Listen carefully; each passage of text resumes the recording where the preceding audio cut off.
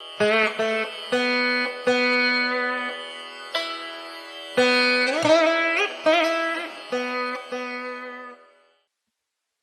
friends.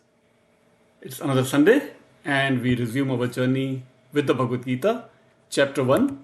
We go on to now Shlok 8th, the 8th verse. So, if you remember, Duryodhana is still talking to Dronacharya, and he has been counting the warriors, the brave heroes on his opponent's side, that is Pandava's side. Now he's counting all the heroes on his own side, on the Kaurava's side. So, what is he saying? Bhavan Bhishmascha Karnascha Kripascha Samitinjayah Ashwathama Vikarnascha Saumadattisthaiva Tathaivacha. So he's listing all the great names on his side.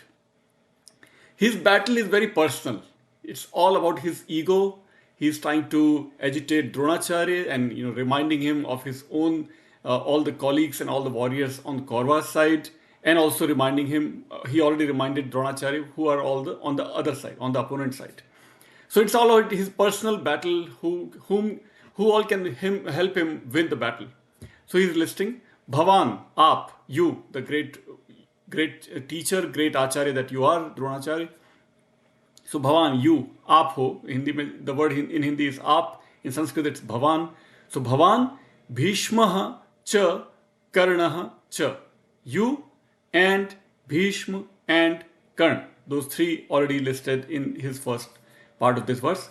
Bhavan, Bhishmascha, Karnascha, the three great warriors. Bhavan means Aap, as I said. Bhishma and Bhim, two different words, two different sides. Bhim is with the Pandavas, Bhishma is with the Kauravas. Meaning is very similar though. Bhishma means like the other word in Sanskrit or Hindi, Bhishan. Bhishma means Bhishan, that is awe-inspiring, terrible, or even awful, awe-inspiring. That's the meaning of the word Bhishma. Right? So you, Bhishma and Karna. Karna is, as we know, Karna is the first son of Kunti, born out of sun god Surya. So he is Surya Putra also, son of the sun god, son of sun, that is Karna. Right? And Karna is, as we know, has a long-standing battle against Arjun, his main rival, and he's ultimately killed by Arjun. We know the story. But here again, we focus more on language and the grammar and vocabulary, not so much on the story and philosophy, which is already well known to most of us. So words again, Bhishma is great warrior, the great awe-inspiring person, Karna. Then we have the second part of the word, the next part of the verse is Kripascha Samitinjayah. Kripaha cha Samitinjayah. Kripa is a very interesting word. Kripa is also referred as Kripacharya, a Kaurava warrior and teacher of warriors, brother-in-law of Drona.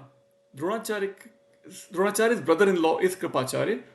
Name in Kripa is very common word in Hindi, Gujarati, Marathi, many Indian languages, which means pity or compassion, right? Because he was compassionately adopted by King Shantanu, the patriarch of the Kauravas and Pandavas, Shantanu, Maharaja Shantanu. Because he adopted Kripa out of compassion, so his name became Kripa or Kripacharya. Right? Very interesting. So Kripaha Samitinjaya, another great word, Samitinjaya. Samit means a battle. So Samitinjaya means the one who is victorious in battle. So he's referring to Kripaha, that is Kripacharya, as a victorious person in battle. Just an adjective, very interesting, very glorifying adjective for Kripacharya. Duryodhana is using for Kripacharya as he is narrating all the names to Dronacharya. Then more names, Ashwathama Vikarnascha or Vikarnaha cha. Right? So if you break Sandhi, right, Vikarnascha, you break the Sandhi, Vikarnaha cha, Visarg Sandhi. Vikarnaha has a Visarg, so when it adds cha, it becomes Vikarnascha. Right? So Ashwathama, very, very popular name. Ashwathama is, who is Ashwathama? Ashwathama is the son of Dronacharya. Literally means having the strength of a horse. Ashwa is horse, and one who can hold or stop even a horse is Ashwathama. Great warrior, great strength, Ashwathama. Ashwathama, as just a reminder for the story, when Dronacharya hears that Ashwathama is killed, he renounces all his weapons and then he's killed by Arjun. Right? But the Ashwathama is also the name of a elephant. So Yudhishthir very cunningly, very shrewdly says Ashwathama is killed, and then he reduces his volume and says either an elephant or a human being. So Dronacharya takes it as if, because Yudhishthira is saying it must be true. So Dronacharya assumes that his son is killed. So he, out of his, sadness, he just renounces his weapons and then he's killed by Arjun very quickly. So that's Ashwathama.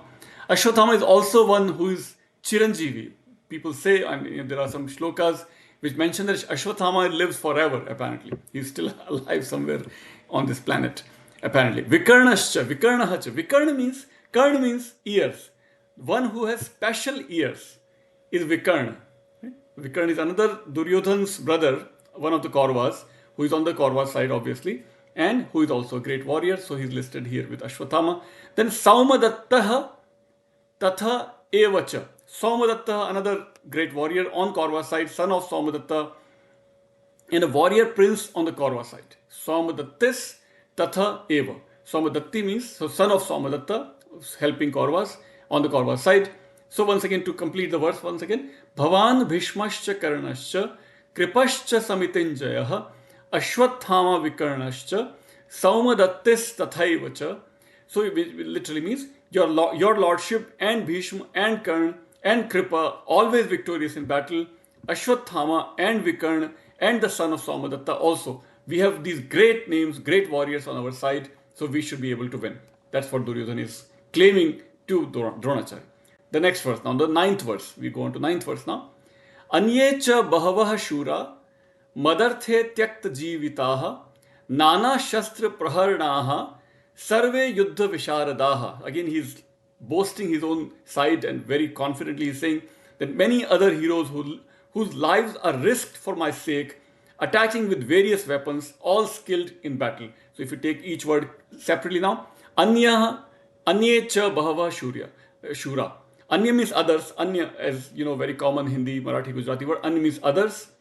So there are many others, he's saying. Bahava, many others. Shura, brave warriors. Madarthe, for me. Again, his battle is very personal. He's not interested in dharma, adharma, morality or so on. It's about his own egocentric battle. He has to win the battle. He has to keep the kingdom. He doesn't want to share any part of his kingdom with Pandavas. But Pandavas are fighting to re-establish dharma, as we will see later in 2nd chapter, that when adharma is arising, dharma is declining. Yogeshwar Krishna, that is, that's the incarnation, avatar, and he is taking help of Pandavas to re-establish dharma. Nothing like that for Duryodhana. It's all about his ego. So he's saying, Madarthe, for me, tyakta jivitaha. They can relinquish their life. Tyakta is past participle. Tyakta comes from tyaj as the root. Tyaj means to abandon. So abandoned lives, they have already abandoned lives. They have already sacrificed their lives because they have joined this battle. I can join this battle, so I can assume that their lives are for me. That's kind of implication of this line. Madarthe tyakta jivitaha. They have already abandoned life. Nana shastra paharnaha. They are experts in various weapons. In throwing, discharging, assailing with various weapons. These are all experts. Sarve yuddha visharadaha. Visharad means expert, skilled. Yuddha visharadaha. That could be tatpurush samas. So, visharad, expert in battle. Sarve, all are experts in battle. Sarve is a pronoun which follows the gender. So sarva, sarvo, sarve. Sarve is a plural here. So sarve yuddha visharada. All are experts in the battle. They are all ready to die for me. They are already sacrificed their lives for my sake. Right? Then the 10th verse, in the 10th verse he's saying, Aparyaptam tad asmakam. Ours, asmakam is ours, aparyaptam, insufficient. Tad, that even though we have these great warriors, our strength is insufficient. So let's read the verse first. 10th verse, aparyaptam tad asmakam, balam bhishma abhirakshitam. It is protected by Bhishma. The force is protected by Bhishma, being the senior most warrior, yet it is insufficient. Paryaptam tu idam etesham. Their force is sufficient. Ours is insufficient. Balam bhima abhirakshitam. Their side is protected by Bhim, which is sufficient. Our side is protected by Bhishma, so we are insufficient. He's trying to make everybody agitated and be on your toes. We are not insufficient. We are not sufficient. They are sufficient. So we have to fight with greater skill, greater strength. So we make sure we fight with our full force so that we can win, because theirs is sufficient, we are insufficient. That's what he's saying. Insufficient is the force of ours, guarded by Bhishma. So he's, in a way, indirectly, he's, I think, giving, some comment against Bhishma, that even though we have Bhishma and Drona and Kripacharya and Ashwatthama and Karna and Vikarna and so on, yet we are not sufficient. Right? But their force is sufficient, it is guarded by Bhima. So we have to fight with more energy. The next one is 11th verse. Ayaneshu cha sarveshu. Ayaneshu cha sarveshu yatha bhagam avasthitaha bhishmam eva abhirakshantu bhavantah sarva eva hi. He's saying ayaneshu. Ayaneshu, very interesting word. Ayan means movement, travel, journey. So in all your movements, in all your journeys in this battle, you make sure that you protect Bhishma. Ayaneshu cha sarveshu. In all your movements, yatha bhagam avasthitaha. Wherever you are, in your respective places, avasthitaha, you are stationed, you are placed in various positions in this battlefield. Make sure Bhishmam eva abhirakshantu.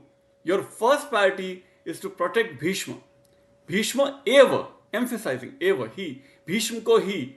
Abhirakshantu. Please make sure you protect Bhishma.